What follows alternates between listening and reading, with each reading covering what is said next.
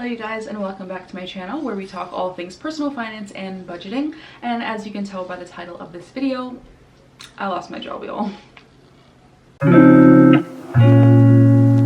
So if I'm being honest with you guys, I actually really didn't want to come and make this video. I've been kind of avoiding it because of course this is not one of my best moments, so I was just feeling a little like disappointed. I was definitely gutted by this news, very disappointed, and so like I just wasn't really sure if I wanted to come on here and make a video about this, share this type of information, because I just wasn't very happy about it. Obviously this happened a little over a week ago now, so it's kind of settling more each day. But definitely the first day that it happened, I was extremely disappointed. I was very sad. I was crying. I was confiding in my support team, so it was really awesome. I do have a great team of support, and when I say support, I don't mean that anybody supported me financially, but just they were able to be there for me emotionally, because yeah, I was just feeling distraught by this whole decision, and it came as a shock to me. So first of all, I want to talk about some of the things that are going to change for me as a result of losing my job. So for those of you that may have watched my previous videos, then you might already be aware, but I was actually on track to be purchasing my first home before the end of this year.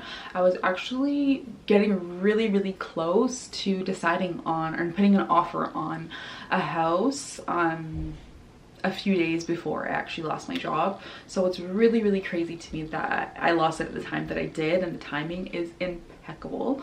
But yeah, that's one major thing that's going to be changing, is I will not be proceeding to purchase a home at this time. That was probably the biggest or the most disappointing part about losing my job, is the fact that I'm no longer able to make that next step in my life. This was something that, first of all, it took me a while to even decide to take that leap of purchasing a house. It took me a while to even have the courage and the guts to do that, because this is one of the biggest purchases in a lot of people's lives, is purchasing their first home or their second home, whatever, and signing a mortgage and all that stuff. That's a huge purchase to make, especially here in Canada. The house prices are like berserk. So yeah, it took me a lot of time to build up the courage to even make that decision. And so when I did, I was really excited about it, and I started sharing it with family and friends. So now that I'm having to retract that, one, it's a little embarrassing, of course, but two, I'm just disappointed, because that was going to be like a really awesome purchase of mine. Unfortunately, that is going to have to come to a halt.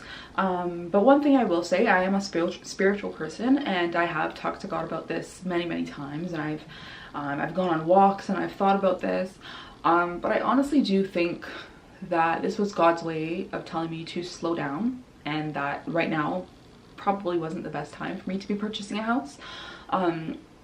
As much as I am disappointed by this, I also understand that if it's not the right time, it's not the right time. So I definitely think that this was a big, bold statement that God had to make in order for me to stop that process of purchasing a home, because like I said earlier, I was this close to putting an offer on. I did find a house that I really liked. It was renovated really nicely, and I saw like future potential for it. So I was pretty serious about it. So it's just really disappointing having to decide, like, I'm not going to proceed with this, because financially it wouldn't be the most responsible thing for me to do. I'm really grateful that I don't need to rely on anybody for financial support, because one, I actually do have another source of income, which I will disclose maybe in the future. Two, I haven't experienced any lifestyle creeps. It does kind of weigh heavy on you, especially that first day or that first week. You're kind of just like in your head like, oh my gosh, like how could I have been better prepared for this? But it's all cool. I'm definitely in a much better place emotionally and mentally than I was on the very first day. I was extremely distraught that day, because you know what, I think the first day I just felt like a lot of things were slipping away from my fingers. And like, for example, being able to purchase a house, because I was so close to purchasing a house, it almost felt like, oh my gosh, I was this close and it slipped away from my hands. Like, this sucks.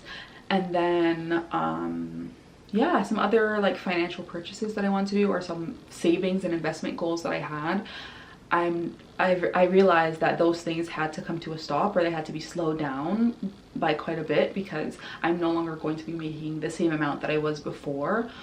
So yeah, that was all very disappointing.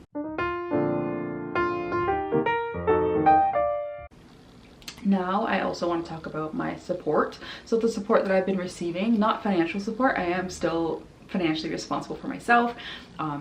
I am still financially responsible for all of my expenses and everything. I'll explain to you guys how I'm still able to afford those things.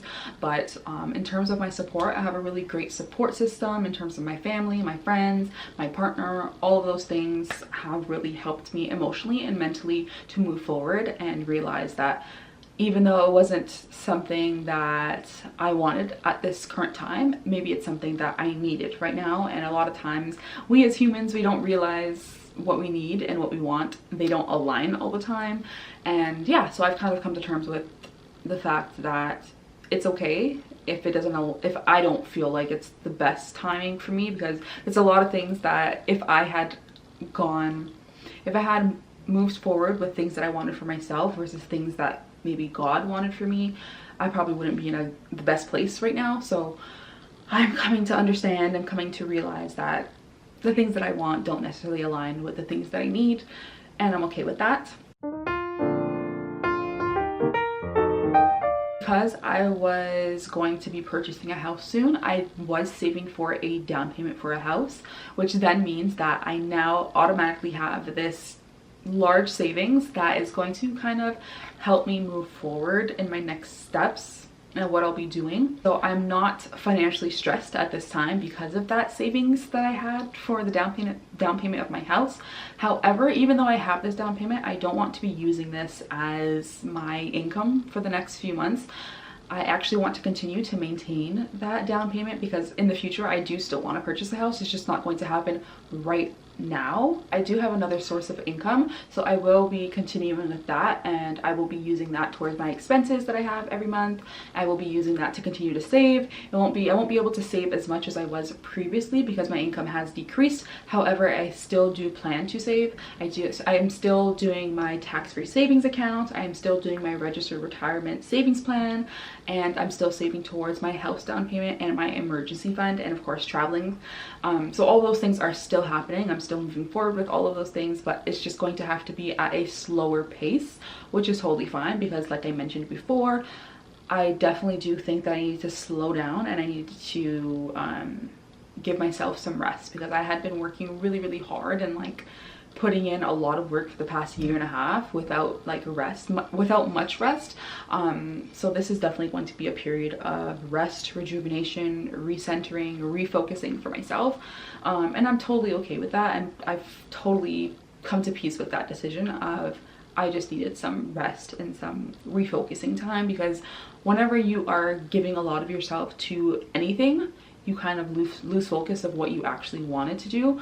So I'm definitely going to take this time to refocus, recenter, and kind of get back to the things that I wanted for myself. That's where I'm at right now. I'm still taking it day by day in terms of mentally, how I'm feeling and what my next steps are going to be, but I'm definitely in a good place right now because I have a great support system. I do have a good savings. I do still have an income, which is lesser than what I was making before, but it's an income nonetheless. I really am glad that I decided to share this with you guys, even though it's kind of thrown me for a loop, because yeah, a huge reason why I even decided to start this series on YouTube and start this series on YouTube is because I was really proud of how it's progressing in my financial journey, and I wanted to share that with you guys and maybe even share tips with those of you that are in the same age group as me. And so losing my job kind of has thrown me off track a bit, and so it kind of made me a little bit embarrassed to share this news, or a little bit shameful to share this news. But I'm really glad that I'm deciding to post this video, because I think it can be helpful to a lot of people, because not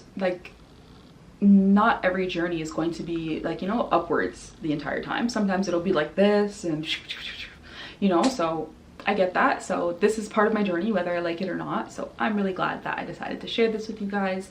If you guys would like to follow along on my journey and what my next steps are going to be, how I will be altering my budget starting for the month of August, then I definitely encourage you guys to click that subscribe button and to like this video. I'll be posting a lot more about my journey, what I'm going to be doing going forward, and how I'm going to recover from this job loss. But yeah, that's pretty much it from me. Thank you guys so much for watching, and I'll catch you guys in my next video. Bye.